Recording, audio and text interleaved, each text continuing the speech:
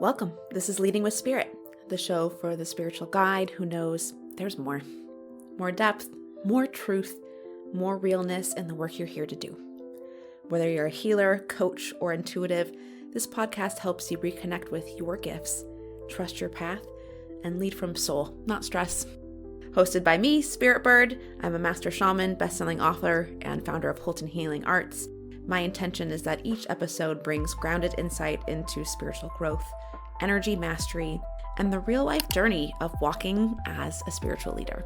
You can find me at SpiritBird Official. Enjoy the show. Welcome, everybody. Welcome back to Leading with Spirit.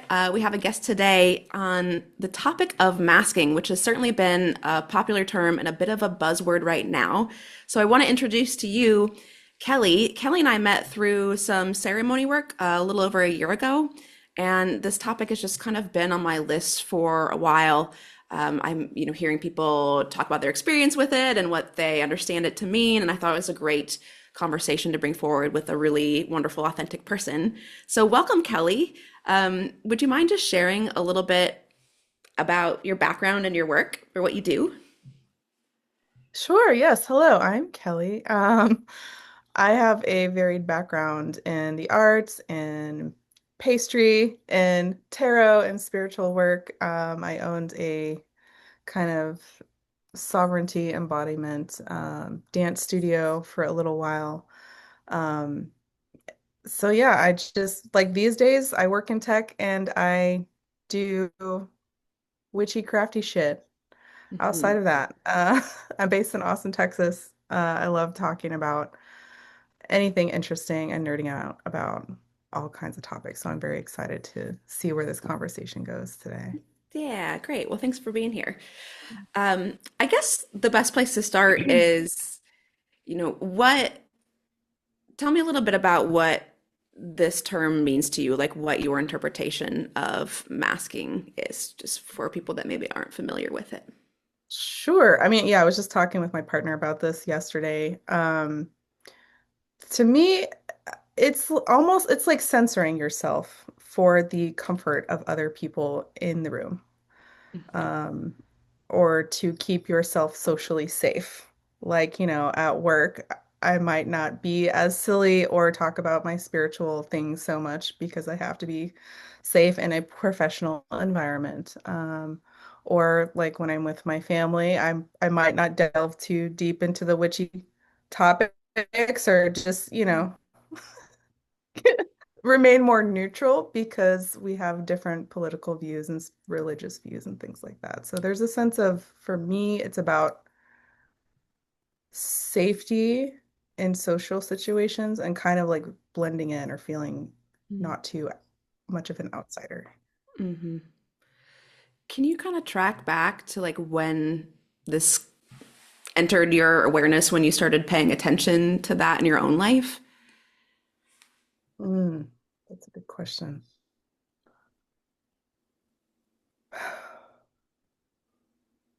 I think I probably didn't even like think about it like consciously until the term started becoming sort of a buzzword, Mm-hmm. or I started doing more like group coaching, like therapy stuff and recognizing that masking is a thing.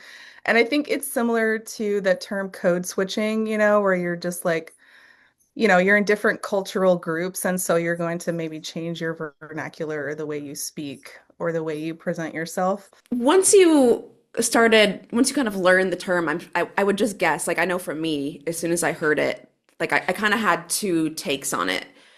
One was where it's related to, I hear it often related to neurodivergence and like the tendency to mask. And then the other thing is kind of like social appropriateness. So I feel like I think of them as like they're still the same thing, but there's like subtle differences to them. But I know as soon as I learned the term, like I immediately thought of both of those things and the combination of how many times I did it through my life, right? Like at work, it's sort of like fine. Like I get that when I'm at work, I like to be, I like to be in a thoughtful work environment, but I'm also there working for a company. So I do kind of feel like there's a little bit of like autonomy that goes out the door when you're part of a bigger picture of something. Mhm. But then that's very different than, me thinking about my childhood and like learning very quickly that when I talked about certain things, people looked at me like I was crazy. Yeah. Yeah. Tell me about your experience. Yeah, I think yeah, I agree with you that there's kind of two aspects of it. I'm thinking about work, like I used to work in a lot of like kind of customer facing customer service roles, and you have to have a persona, right? You have to have a certain voice and a certain demeanor, especially if you're dealing with a bunch of people who've got broken equipment and that's why they're calling you. You know, I worked in a service warehouse. There's the deeper one is the neuro masking in a way that's censoring myself or just remaining quiet and neutral, um, and not really speaking a whole lot. I tend to let Mm. others speak and lead the conversation unless it's like, I get really like into it or whatever. But the more comfortable I get with someone, especially in an environment where it's intimate, I feel safe, then I'm going to open up more and I'm probably going to talk your ear off a bit more about whatever if it's a topic I'm excited about, I could talk to you about animals all day, you know what I mean? Like, Right. or like, I'm with my partner, I'm going to talk so much and then be like, oh, I'm so sorry, am I being annoying? But I have all these questions, you know? Right. So there's varying degrees of how willing am I to look silly or be quote unquote be annoying, Hmm. that I feel like that's part of it. That's how much the mask is going to come off. Like, yeah. Mm-hmm. It actually just made me think of an experience I had with you. I know you don't know what I'm about to share, but can I reference a interaction we had? Go for You it. do. Yeah, I'm curious. Okay. Well, you were at my house and we were having an event and I remember you requesting, I think you requested like a different spoon. Yes, that sounds like me. It's like such an ordinary thing, but you probably don't know this, but there were so many things that happened for me in that experience of you. Um, One, it was like Really? I've experienced you as very authentic. So I've experienced a little bit of you being like silly and bubbly. I'm sure not even like hardly at all seen what you actually have or are capable of. And I've also experienced you like very serious. So when you asked, it was very neutral. It was neither like, I'm trying to cover up this need that I have that might be kind of silly or specific by being bubbly or like overly gracious, nor were you mean about it at all. So it was just like very neutral, very like, oh, is this possible? I want this. Mm. Is this possible? And my experience was like, first of all, oh, I like the little spoons too. So in a weird way, I felt like super seen because there are certain instances Oh. where I just can't, and it feels Mhm. very needy to have that experience for me. And then the other thing that I think happened that moment is I don't remember what I said to you, but I remember just reflecting, like, I'm so glad, like, it made me feel really good that you just asked. And I I think remember you would, that. Yeah. do you remember what that experience was like for you too? Yeah, I just remember you being like, wow, thank you for asking. Of course. Like, you were just surprised that I asked about it. I remember that. Yeah. Um, Yeah. Well, and working with a lot of people that tiptoe around that kind of thing, or, for me, I know sometimes those wants, desires, needs can all fall under the bucket of like maybe too much or needy mhm. for me. And so it was just like helpful to see somebody ask like in a really like healthy, neutral way. I didn't experiencing you like diminishing yourself in the request at all or like being demanding at all either. So like such an Cool. ordinary thing, but it was like that experience is partially how I was like, oh, Kelly's the perfect person to talk about masking. Oh man, I love that. That's such a compliment to have that described in that way. And you're making me realize too that I think a lot of my experience in, I don't know, stepping outside of the mask or just having interactions like that it's about self-advocacy for me or advocacy for others. Yeah, I find that like it's easier for me to step outside of the mask when I'm advocating for my needs or for the needs of somebody else in the group. Um, Especially when I feel like when it's something I can tell that other people in the group want or need and they Mm, are too afraid to speak up. I'm willing to, like I said, I've developed that well of courage to speak up and ask the weird question or request the thing that I'm probably not the only one who wants it or needs mm, it. Like the small spoon, right? You're like, hey, I actually also like small spoons, you know? Um, and I think that has helped me a lot, especially when I get feedback from other people that says, like, oh, thank you for doing that. I was too nervous to speak up, or like I didn't even realize that was something that I needed until it was like brought up or offered, you mm, know? mhm. Yeah. I'm curious what other places can you think of or like areas of your life where, at least from the vantage point you're at now, you could see that the kind of like just habit to mask was creating problems in your life. Mm.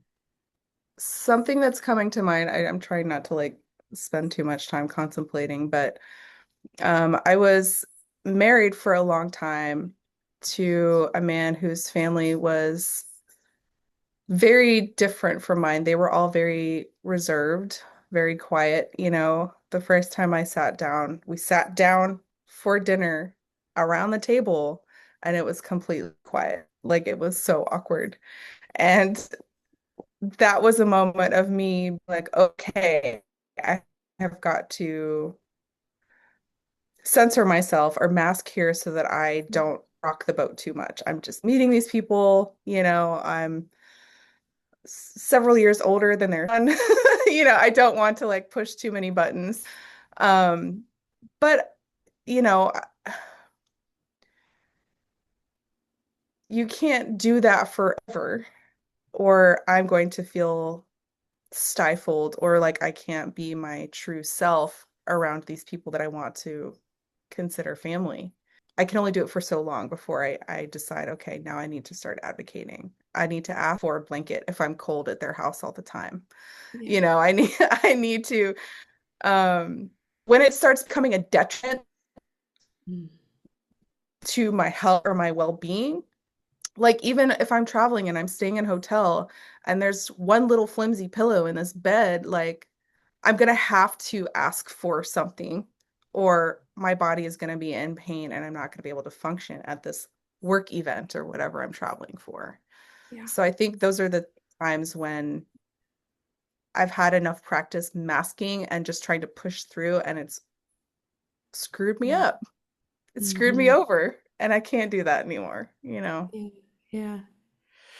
What are some of the, I don't know if you have like tools or anything, but what are some of the ways you've like been working this edge for yourself? What's I helped mean, you speak up, test things that you normally wouldn't say? that's a great question. I think one example that comes to mind that has really helped me a lot is I started going to that dance studio before I was owner of it, which the entire focus was on self-sovereignty and embodiment. And it's a dance studio, right? So we were encouraged to listen to our bodies and do what felt right for us, what felt safe for us, what encouraged us to embrace that sovereignty and bodily autonomy. And I really listened to that. I leaned into that. And even though this was a sexual embodiment studio, people are like moving around in ways that they feel safe to feel sexy in an environment that is safe, right? We had Mhm. low lighting, we had loud music. We're able to be in a place that felt very like solo. But I also was like, okay, like this is where I can feel safe. I'm going to sit in the corner in my hoodie in Mhm. the dark and not move. Like I don't even want to dance right now. I just want to sit here. And it was a safe place to practice, you know, and see what kind of like feedback I got. Mm. And for me, a lot of the time in that place, I got so many people coming up to me and saying, "Hey, I appreciate you falling asleep in this class the whole time," because it made me realize like I can do that too. That's what my Mhm. body needs. And I can do that, and I'm not going to be judged. I'm not going to be chastised. I'm going to be thanked for being a role model and listening to my body, you know. I'll tell another quick story. The first time I went to, it was like a class called Somatic Alchemy. It was about somatic release, listening to your body, and there's a lot of breath work in that class. And, the instructor's like, okay, like let's take a deep breath and then we're going to breathe it out, an audible exhale, right? And that's scary for a lot of people, especially in a group environment. And I'll never forget one of the people in that class, she just did this, and she had this like really deep, like grounding voice.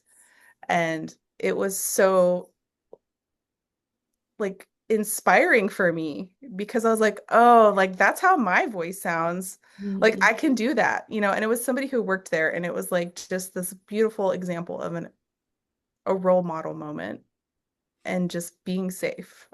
So I love being able to be that for other people, and that helps me a lot to push my own edges. Yeah. Yeah. Yeah, that's great. Those are great examples. I appreciate you sharing them. It's interesting. I'm just kind of listening, and the piece that jumps out to me also, probably not entirely conscious on your part, but you said, like testing in safe spaces and like and getting feedback. And I just want to, I think for some people, when they move into that, like I'm going to try something new, the feedback becomes like, is it well received or is it not? Mm. And it becomes Mhm. translated to like, oh, I should have done that. I shouldn't have done that. Mhm. Can you share a little bit about like not getting stuck in that loop, or how you Sure. kind of manage the experience when you do get feedback that's maybe less comfortable? Yeah, I think that is the other part of that whole thing is the feedback was you don't even care what people were thinking. Mm, You were just doing what felt right in your body. Um, and I think that's where it has to come from. It has to come from an inner need, yeah. an inner voice that says, this is what my body needs, and I'm gonna do what is required. Whether that is like, hey, asking for some freaking water because it's hot outside. Um, I don't know, like I can't say like, oh, just do it, because that doesn't help anybody. But also, you kind of just have to try. You just have to do it unabashedly Yeah. with the intention of taking care of yourself. Mm-hmm. And I think that's where it goes back to, it started with me advocating for others. And then it just was practice, advocating for a child, advocating for your coworkers, advocating for others in the space that you can see they need something and they're too nervous or they just don't have the capacity to speak up in the moment and you do. It just takes some courage. And I don't know, I can't give you that. You know what I mean? Like I can't, I'm sorry. I don't Yeah. I feel like there's more I want to offer, but I don't know what that is because it's going to be different for everyone. Sure. Well, and I think there's definitely some people that I think have like I see myself in both shoes where I have there's definitely parts of me in times where I have no problem just like I'm not really concerned about how I'm being viewed, and then other parts of me that are like extremely conscious of how I'm being viewed. So I'm just thinking about that part of me, the one that's like, ooh, I don't want to rock the boat or upset them or like have a misunderstanding of what it is that I'm needing or wanting. And in those moments, or even when I've said something and it's clear that it does not land, they have no idea what I'm talking about. I think, I think it's just been like a growing process work to, in those moments, like self that doesn't like being misperceived, instead of going into panic, just like breathing through the moment. It's like, yes, there is tension here. Most of it's mine, or maybe it's both of ours. Who knows? That, depends on the situation. But like, yes, there is tension here. And like, it is still okay.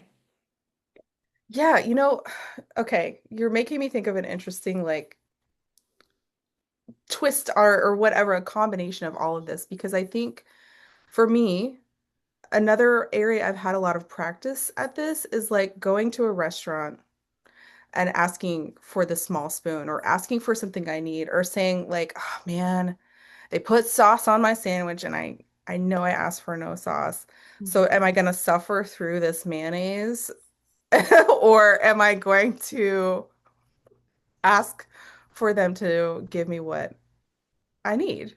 Mhm. And sometimes it's scary and sometimes it's easier to ask for it for on somebody else's behalf, right? Like if somebody I'm with, but I that is also an opportunity, like it's a scenario where masking can actually help you, Mhm. right? Because maybe like normal me would be too scared to ask for like you gave me Diet Coke, but I want regular Coke. Um, but I can put on a mask and be charming and say, "Hey, like, do you guys have like smaller spoons? Because like I can't do this." Like Yeah, if like that's where the mask helps. But sure. in a way, it helps me practice asking for what I need because I am able to do it under the guise of like somebody who's charming, you know? Right, right. Yeah, there's two things I want to ask about that. I guess, well, the first thing is I appreciate you bringing up that, like, yeah, it's helpful too to have it because I think this is just my personal perspective. This is probably not politically correct, but from my experience of neurodivergence, like as an umbrella term, and my own tendencies where I'm a match for non-typical behavior, so to speak. Um, I I think that there's in those moments I have had the beauty of recognizing like, oh, having this being part of a conversation is super helpful because there's so many places where I'm like, oh, I do that and I do that and I do that and I do that. And I didn't really realize like it was that everybody doesn't. So it both has helped me be like, oh, it's because it's not a common thing that like I've experienced those like weird looks or like stares or like non-reaction. So it's super helpful because now I understand. I also understand I'm not alone in it. And for me, it's like I'm obviously not like it's not so extreme that it's a disability for me at all. And also, I've learned to mask really early on to fit in. And I think for me, like the like neurodivergence just in general is like a combination of some of it is a reaction to traumatic things that happened when I was little and like how to respond. And some of it is wiring that I was born with. And that wiring is definitely a gift, but it doesn't always have a place in this particular like social structure or context. And where I think it can be the current conversation can be harmful is that it kind of goes into the like victim or like the world needs to change to accommodate me and I'm mad that I've had to change to accommodate it. But I personally feel like it goes both ways, you I know? agree. Yeah. And I appreciate what you're sharing about masking because to me that's the way that we ask for the world to kind of modify around us instead of us continuing to modify around it without having to be like, you are wrong and this is bad and this is fucked up. you know, it's all right to have some frustration from it, but I think that's part of the work is like, how do you meet this current moment and interaction in a way that there can be a meeting of some kind? I totally agree. I mean, yeah, I think thinking of masking as a tool, um, I'm thinking of a scenario where, you know, I feel like something like this just happened the other day, and it was like, hey, that actually turned out better because I was willing to mask and like get through it. Mhm. Um, like this isn't exactly what happened, but like a scenario where I'm in a room of like older white men, right, who are probably more like Christian or politically like right leaning than I am. Mhm. And I know walking into that scenario could be dangerous for me, right? Like just socially or whatever.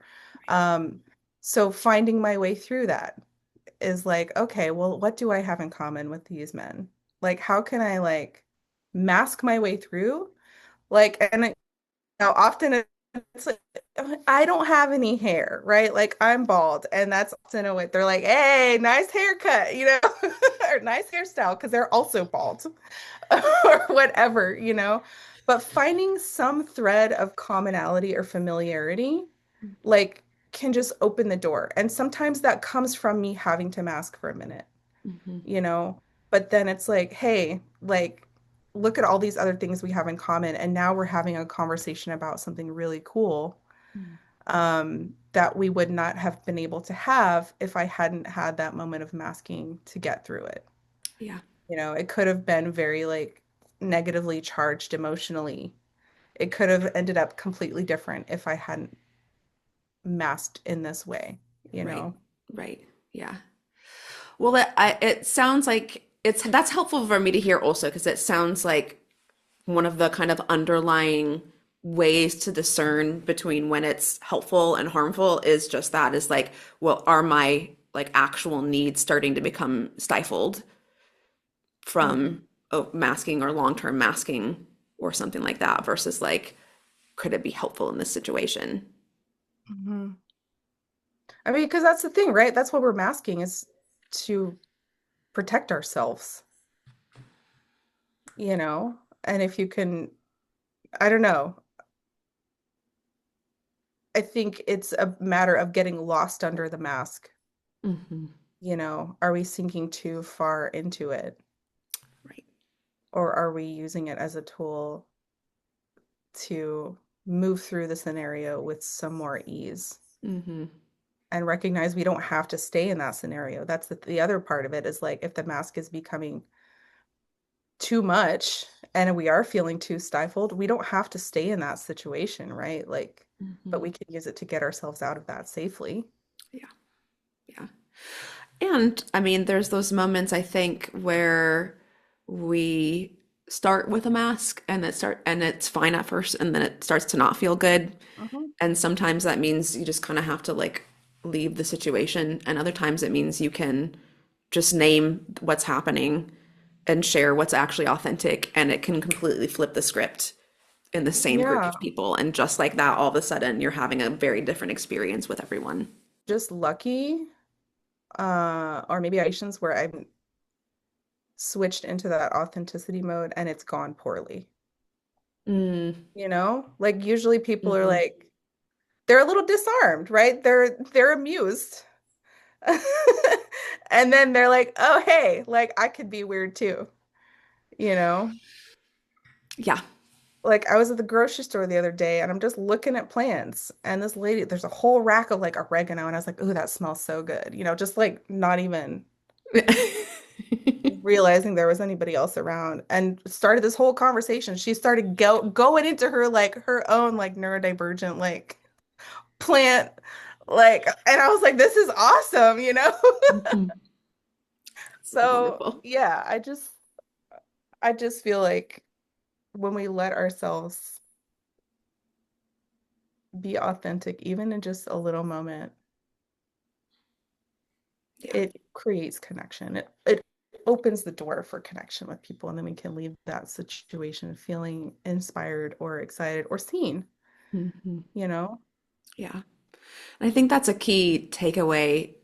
What I'm feeling from you is it's important to, as best as you can, like not be attached to what other people's reaction is. And it seems like the less attached you are to that, like neither trying to like, I don't care about what anybody thinks. Like we're not doing that game either, where you're like intentionally trying Mhm. to be like, I don't care. Nor are we waiting to see what the reaction is to judge whether it was acceptable or not. And it seems like the more you can move from that place, coincidentally, like the sort of better reaction Yeah. we tend to have, or the more connection becomes possible. Maybe I'd say it that way. Yeah, I mean there is a certain level of discernment, right? We don't want to, yeah, the whole like I don't care what anybody thinks, I'm gonna be an asshole. Like that's not what we're leaning Yeah. towards. Yeah. But like I'm thinking of another, I'm just gonna share stories because I think it helps. But Yeah. I was like was at this like outdoor eatery. You know, there's a lot of those here in Austin. A lot of people, it was like a sports bar kind of thing, and people were playing pickleball. People had their dogs, whatever. And I was walking out with a friend, and this dog started barking, and I just like barked back at it. My friend started laughing, and I was like, "Oh my God, I just barked at this dog like in a place full of people." But it's just what I do, you know? So it's just like I don't know. It's just another example of letting yourself be yourself in a scenario where there's no danger. Like, what are people gonna, like, my friend laughed, but like, who cares? Like, I just brought her some joy. Right. You know, nobody was like, don't bark at my dog. Like, how Right. dare you? Like, don't bring your dog in public then, you know? Yeah. Yeah. Yeah. Actually, on that note, do you feel like when you are aware of like I love that you've talked about how to use it intentionally. This is really my question. What's your experience regarding masking with like being mean, being a bitch, like being perceived as bitchy, like that kind of Oh, stuff? yeah, that's a good question. Hmm. I think it's another thing that you just have to get comfortable with the idea that not everybody is going to like you Hmm. or like what you have to say or not say. And as a Libra, like it's hard for me because I want everyone to be happy. I want everyone to like me. I want harmony, like and happiness, like in every space I'm in. Yeah. So that is a challenge. That is a challenge. But I think like a lot of it just comes down to understanding and accepting that you can't make everyone happy. And if that person is going to perceive you in a way that is inaccurate, then maybe that person is not for you or that scenario, right? In that moment, Mm. that's what is needed, you know? And I don't like the idea of them like coming at you, right? Oh, you're being a bitch right now. It's like, no, man, I'm just tired. Right. But this is all, I don't know. I just take everything as information. It's just learning, you know, Mhm. opportunity for me to learn and an opportunity for me to practice extracting myself from a situation I don't want to be in, I Yeah. guess. Yeah. Totally. But also sometimes I actually use that as a way to get people to leave me alone. Like if I don't want people chattering at me while I'm in line at the grocery store, I'm gonna put on that mask of like, or just radiate that energy of like, I don't want to be interacted with right now. And if they see me Right. as a bitch, cool. I never have to see them again, you Yeah. know? Yeah. Like that, it worked, you know? Right.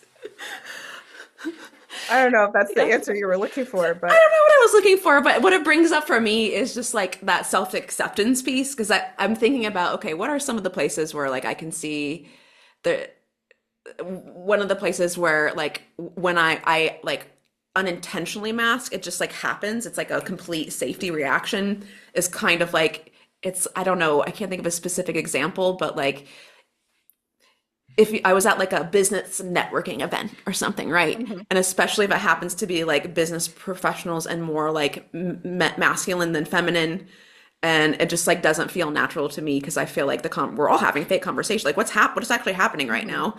And I've watched myself in those kinds of environments like become like suddenly super bubbly and like Yeah. and I'm like, what the fuck is happening? And I can like experience it and like be like, I'm not, like aware that I'm doing it, but it still just like keeps happening. And the like, self-acceptance piece, like where I'm at with it is like I was trying to fix it for a while. I was sort of like, okay, you are past this. You are beyond like flopping into this weird personality around this environment. But now I'm like, no, this is happening because I don't I'm not in a place that's like actually dangerous, but I don't feel comfortable. And so I can just accept that this is what happens when I feel uncomfortable. Yeah, that's so interesting. And I mean, as for a lot of self-growth things, I think the first step is just being self-aware and observing what we're doing and just Yeah. recognizing, oh yeah, I was masking there. And like, that's cool. We're just Mhm. learning about ourselves. So, Yeah. Yeah. The two other thoughts that came up for me when you were talking about like, oh, actually not dancing is what my body needs right now. Like laying down is what it needs, even though I'm in this room specifically to like dance or move or something, but I don't actually feel like it right now. And what came up for me is I don't know if this is neurodivergence or trauma or Capricorn energy, but I'm not super expressive with like excitement, with I don't know, mhm, just like enthusiasm, I would say. So when it comes up, it's super, super authentic for me and is typically very, very silly. But most of mhm, the time, I'm not very expressive with it. So I can be like misperceived as like not having the feeling or like being mhm. unemotional. And it's like, no, the emotion's there. I just don't like it doesn't feel true most of the time for me to express it in this way, in the same way that it's like trying to make yourself dance when you actually just don't want to right now. It's like, I guess, I Yeah. mean, I could, but like, why? Yeah, the whole point is to do what my body's telling me. My body's telling me to take a nap. Yeah. Yeah. I can relate to that so much. Like, I remember these stories when I was a little kid. I would go to birthday parties and the parents would ask my mom, they're like, my mom was like, how was it? And they're like, I don't know. We don't know if she had fun because she just sat there. And I would go home and be like, Mom, that was the best party. I had so much fun, Yeah. because it's just like, it's that. And for the longest time too, like I didn't really laugh out loud. I would just kind of, when Mhm. something was happening, I would just kind of smile, like, oh, I'm just so reserved and like, I don't know. Um, so when it does come out, just like you, like it's almost like I can't contain it. Like Yeah. I went to this Acrocats. I don't know if you've heard of that, but it's like, Yeah, I volunteered at that show are once you when I was in serious? Houston. Yeah. Side note. Amazing. My sister-in-law got me tickets one year. And I was like giggling my face off the entire time. And I was just like, it's one of those situations where I'm not gonna sit there and just smile. I'm gonna be like having the best time of my life. Yeah. And I like, mean, Tuna just played the cowbell. Like, that's amazing. how can you not be giggling right now? Oh man, yeah, that's interesting though. Yeah. But I also love that feeling of like, hey, like this person is usually really reserved, and I just got them to like bust out laughing. Like that's special. Yeah. Yeah. It's like, yeah, that's like safety. Hmm. I love that. The other place it's kind of come up indirectly, and this is, I was thinking about like sort of like erratic body movements. So I mean, because of my work in shamanism and ceremony, like I've gotten to have this whole experience of that part of me in a context where it actually has a very specific purpose and a very specific use. Like when I'm doing healing work with people or in a ceremony space, I'm pretty much never like, oh, let me wave my hand and like extract this thing or like it's pretty much Mhm. like just let my body move and it just Yeah. happens when I do that. Pretty cool things tend to happen too. And I was thinking about me as a little one probably doing that. And Uh-huh. it looks like I don't, this is probably not, I don't know where this term comes from, so I don't know if this is offensive, but like I look like a spaz. It seems like I have no control of myself because Mm. compared to like the appropriate and common way most people hold their body, this seems like something's wrong almost. But now I understand like the gift of what it is, and again, like can choose when to bring it in and when it's not really serving for me to let that go. But it's like you're talking about being at the store and smelling the oregano, and it's like I have a friend that when we take walks, the way like nature hits the frequency of whatever nature we're looking at hits our body, we just let ourselves like, you can just like, Oh, that's feel it awesome. and but there aren't very many places, that I feel totally safe doing that. I guess I just want to name it because I think probably more people, their bodies want to do that and they Hmm. suppress it than we really realize. And I think it's Hmm. just like it's a part of expression. And I mean, I could say a bunch of shit that makes it like very like higher power, like frequencies moving through, blah, blah, blah. But I don't think it matters. I think it's just like, yeah, your body needs it. Hmm. Yeah, And and I I'm, mean, it makes me think about like kids, like connecting to your inner child because kids are just moving their bodies all over the place. Like they're not thinking about who's looking at them or what they look like. Mhm. They're like, "Oh, mom, look what I can do." Like they look like a spaz. But it's cool because you're like, "Yeah, look what your body's doing. That's Mhm. interesting. How does it feel?" And I think I love that you and your friend like embrace that together. Like, I wish I had somebody I could do that with. That was so fun. Yeah, don't do it as much at the corner market, but sometimes it walks in nature, yes. But it is really nice, to like let that go. And I'm sure you experience some version of that in the dance studio too. I mean, it's different context, but similar. Yeah. Yeah, for sure. I mean, in different, in ceremony, right? Like there's the more like kind of energetic aspect of it. At the studio, we that's what we did. It was free expressive dance. Sometimes we did group ritual where we're dancing in a circle or we're just moving, move your body however you feel. We had classes where she would play like a series of songs and it's like, oh, what emotion? Like dance this song and express this emotion, sadness or longing or anger or whatever it is. And it's a way to see what does my body do when I'm experiencing this emotion. Yeah. More information, right? What does my body want to do when I'm experiencing this emotion and I suppress it? Yeah, there's a lot of crying. There's a lot of vocalizing. Some of the practices we did were like, okay, we're gonna turn the music up real loud, and we're just gonna scream for a second. Just express. Um, but I think this is part of me like being able to take that mask off in that place is that everyone's moving around. It's like embracing your body. It's a lot of that like sexual embodiment or just your life force energy. So people are like moving in ways that I would consider more like normal, I guess. And I'm like, well, my body wants to creep around on the floor like a spider, like, Right. but that's what feels good. Yeah. And that led to people being like, hey, I appreciate you just doing the weird thing, Hmm. because then I don't feel this pressure to perform dance in the same way that other people are dancing, you Right. know. So yeah, I got to explore all kind of ways that my body wanted to move, and it's Hmm. great. Hmm. Yeah. That's amazing. Well, if you had somebody that's like, okay, like I'm starting to realize I'm losing touch with myself, or I'm kind of like losing myself in all the masks. Is there anything, what would you tell them? I would say think about the things that bring you the most joy or make you feel like the most yourself. A lot of times that's stuff you maybe did as a kid or as a younger person. And go do those things and let yourself fully enjoy it.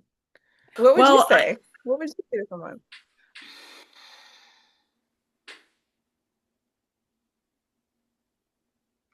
I mean, I guess it's like that simple too. It's like, yeah, let it out. Like, just let me feel that one for a second.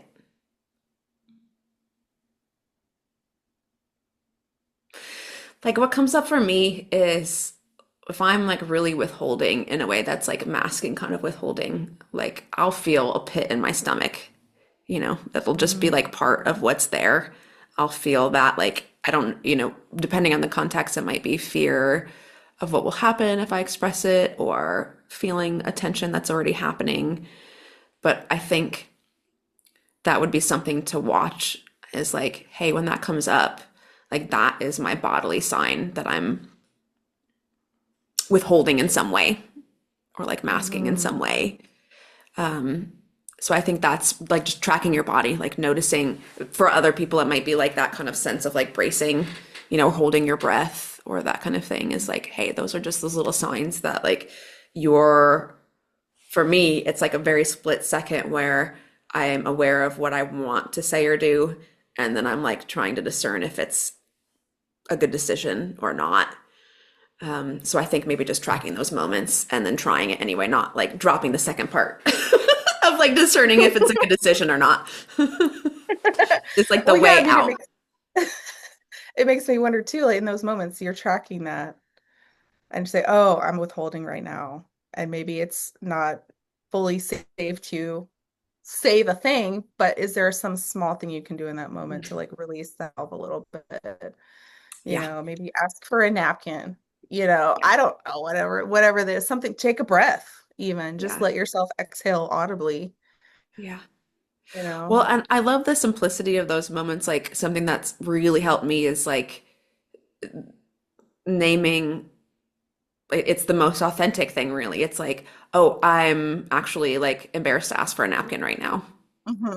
It's like just poof, Hmm. directly, it like completely takes the charge out of the feeling instead of trying to make myself feel comfortable asking for a napkin or like worrying about what will happen afterwards. Like, this is what's happening. Yeah, I know we're wrapping up, but like it just makes me think of like I have had moments in restaurants because whenever you order a dessert, they always give you like a giant serving spoon. And I'm like, what am I gonna shovel it in? You know, shovel it in my mouth. And sometimes I feel like, oh my God, do I want to ask them for another thing? You know, like I've Right, already been right. like, and I don't know, like I don't, this is a weird scenario.